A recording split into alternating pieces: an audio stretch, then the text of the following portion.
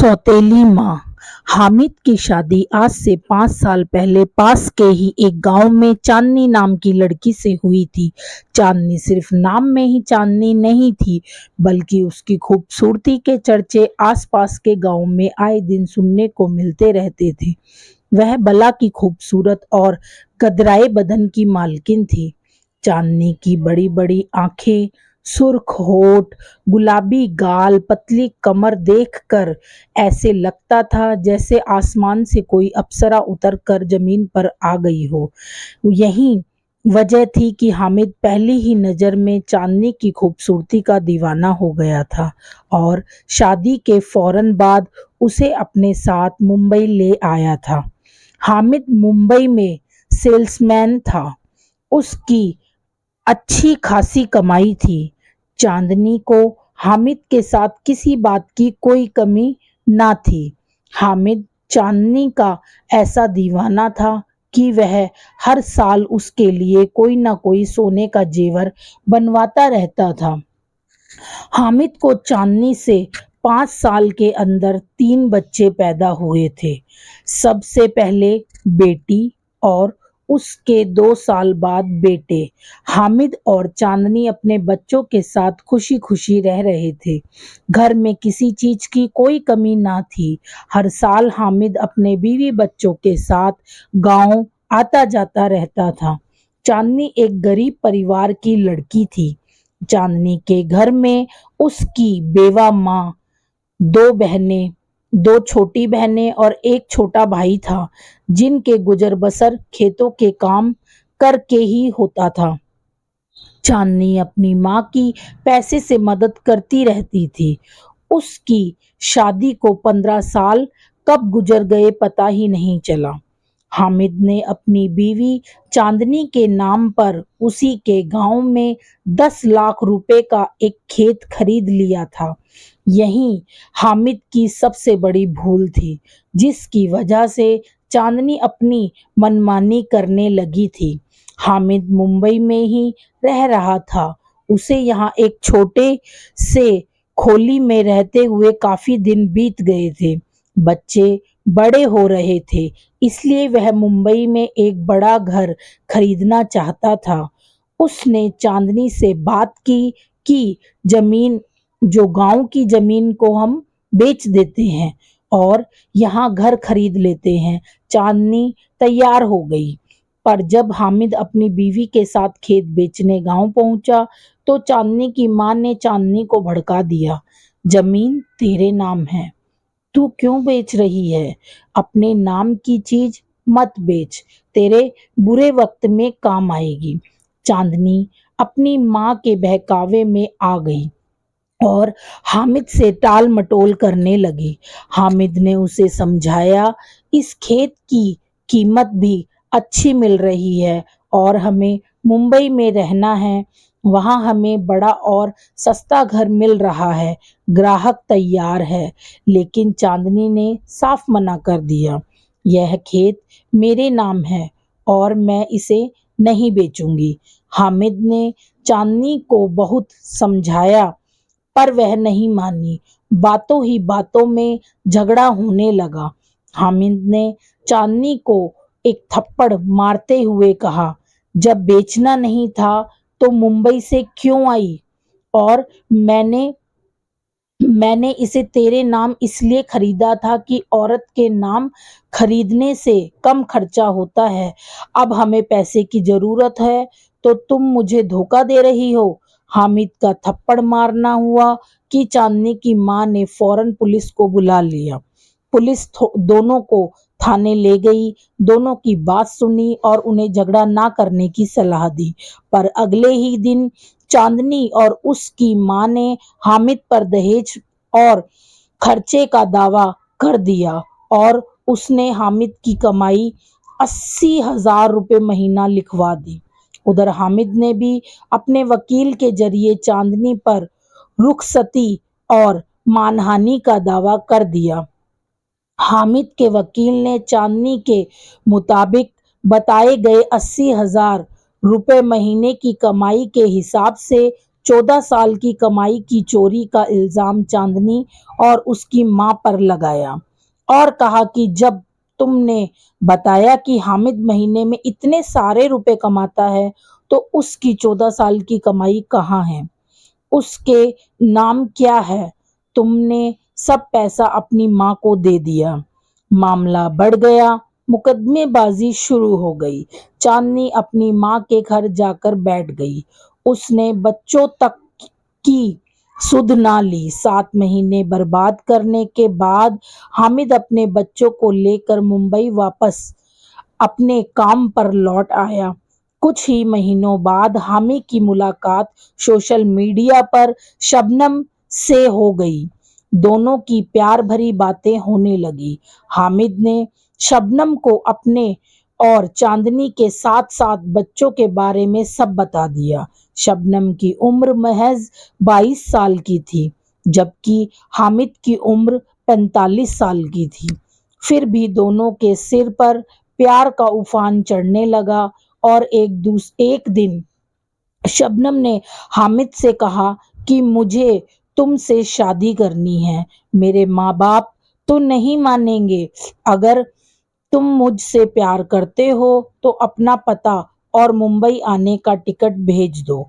मैं मौका पाकर तुम्हारे पास आ जाऊंगी और हम शादी कर लेंगे। हामिद को शबनम की यह बात जम गई और उसने शबनम के लिए टिकट भेज दिया। शबनम मौका देखकर मुंबई आ गई और वहां हामिद ने शबनम से कोर्ट मैरिज कर ली। हामिद और शबनम दोनों खुशी खुशी रहने लगे। शबनम के आने से हामिद के बच्चे भी खुश रहने लगे। शबनम बच्चों का ख्याल सगी माँ से भी ज्यादा करती थी। उनके खाने पीने का खूब ख्याल रखती थी। खुद पढ़ी लिखी होने की वजह से शबनम बच्चों को खुद पढ़ाती थी। उसने बच्चों के ऊपर इतनी मेहनत की कि वे तीनों अपनी अपनी क्लास में अव्वल आए। शादी के 1 साल बाद शबनम को भी एक बेटा हुआ, जिसे पाकर हामिद और शबनम की खुशी का ठिकाना ना रहा। लेकिन वक्त के साथ साथ शबनम का हामिद के बच्चों से प्यार कम होता गया। अब वह हामिद से पहले बच्चों को नजरअंदाज करने लगी और बात बात में उन्हें मारने पीटने लगी। इस बात से बच्चे पूरी तरह सहम गए थे। वे शबनम से खौफ खाने लगे थे। अब उनकी पढ़ाई में भी दिल नहीं लगता था। शबनम ने हामिद से कहना शुरू कर दिया कि इन बच्चों का पढ़ाई में मन नहीं लगता, लड़की की पढ़ाई बंद करो। मैं भी दिन भर काम करके थक जाती हूँ। काम के बाद इस छोटे बच्चे को भी संभालना पड़ता है। लड़की घर पर रहेगी तो मेरे साथ घर के कामकाज में हाथ बटाएगी। पहले तो हामिद ने मना कर दिया, पर शबनम की जिद के आगे उसे झुकना पड़ा और इस तरह हामिद की पहली बच्ची का भविष्य घर की चारदीवारी में कैद होकर रह गया। दिन भर घर का काम करने के बाद भी उस लड़की को पेट भर खाना नहीं मिलता था और छोटी सी उम्र में ही वह घर के बाल मजदूर की तरह जिंदगी बिताने के लिए मजबूर हो गई। अभी बड़ी बेटी का भविष्य अंधकार में हुए 3 महीने ही हुए थे कि शबनम ने हामिद के बड़े बेटे की भी पढ़ाई बंद कराने का मशवरा देते हुए कहा कि अब उसे अपने साथ काम पर लगाओ ताकि तुम्हें भी कुछ आराम मिल जाए। अगर उसे पढ़ना है तो रात वाले सरकारी स्कूल में दाखिला करा दो।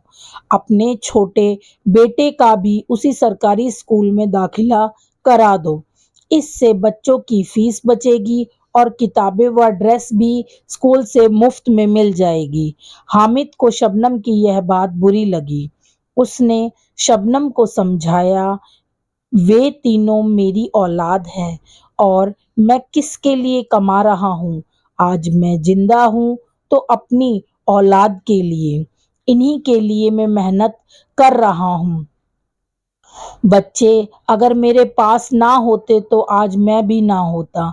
मर तो मैं उसी दिन गया था जब चांदनी ने मुझे धोखा दिया था। इन बच्चों की खातिर मैंने जीने की हिम्मत की और तुम इनका ही भविष्य बर्बाद करने पर तुली हो।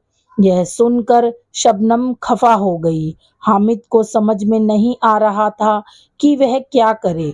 शबनम के रूठने से वह बेचैन हो उठा था। शबनम ना खाना बना रही थी, ना किसी से बात कर रही थी।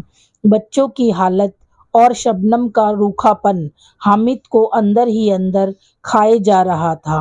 वह सोच रहा था कि अगर शबनम भी उसे छोड़कर चली गई तो बच्चों का क्या होगा। उसने यही फैसला लिया कि शबनम की बात मान ली जाए और हामिद ने अपने बड़े बेटे को अपने ही साथ काम पर लगा लिया और दोनों बेटों को रात के सरकारी स्कूल में दाखिला करवा दिया। उधर चांदनी भी मुंबई आ गई। उसने यहाँ हामिद के खिलाफ फिर पुलिस से शिकायत दर्ज की। पुलिस ने हामिद और शबनम को पुलिस स्टेशन में बुलाया और उससे पूछा, अपनी पहली बीवी को छोड़कर तुम इसके साथ क्यों रह रहे हो? हामिद ने सब बातें बताई। पुलिस ने चांदनी को बोला, तुम्हारा मामला कोर्ट में है, वहां से कोई ऑर्डर मिलेगा तब आना। हामिद और शबनम घर आ गए।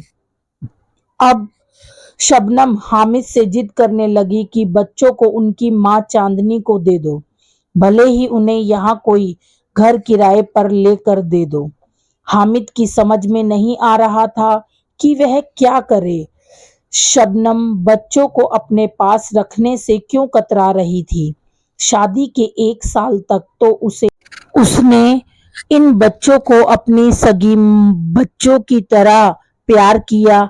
आज जब इसे खुद का बेटा हो गया तो उनसे नफरत करने लगी और जिद पर अड़ी हुई है कि इन बच्चों को इनकी मां चांदनी को दे दो। उधर चांदनी को पता नहीं इन बच्चों से क्या नफरत थी कि उसने आज तक ना तो इन्हें कोर्ट से मांगा और ना ही कभी बच्चों से मिलने की ख्वाहिश जाहिर की। ऐसी हालत में कैसे चांदनी से कहा जाए कि बच्चों को तुम अपने पास रख लो। समय बीतता गया, बच्चों का भविष्य चौपट होता गया। उनके चेहरे की खुशी दब कर रह गई। उन्हें देखकर ऐसा लगता था जैसे बच्चे हंसना ही भूल गए हों। हामिद चाहकर भी कुछ नहीं कर पा रहा था। वह फिर से उनके सिर से माँ के साये को दूर नहीं करना चाहता था। आज भले ही परेशानी में थे, पर उनके पास माँ तो थी। उन्हें जैसा भी खाना मिल रहा था, पर भूखे तो नहीं थे। हामिद कभी बच्चे के लिए बाहर से कुछ लाता तो शबनम बच्चों को नहीं देने देती थी।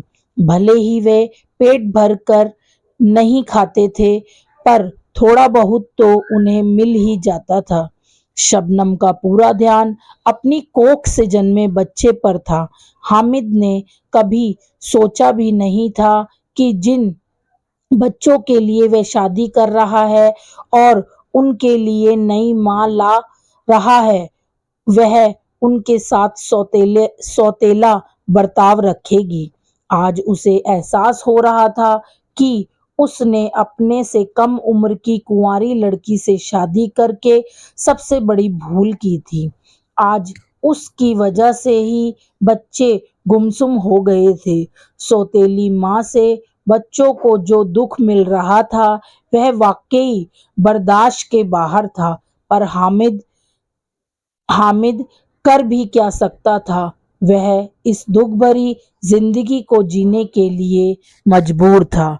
तो अगर आपको हमारे द्वारा सुनाई हुई ये कहानी अच्छी लगी हो तो प्लीज हमारे चैनल को सब्सक्राइब कीजिए, वीडियो को लाइक कीजिए और एक कमेंट जरूर कीजिएगा कि आपको ये कहानी कैसी लगी।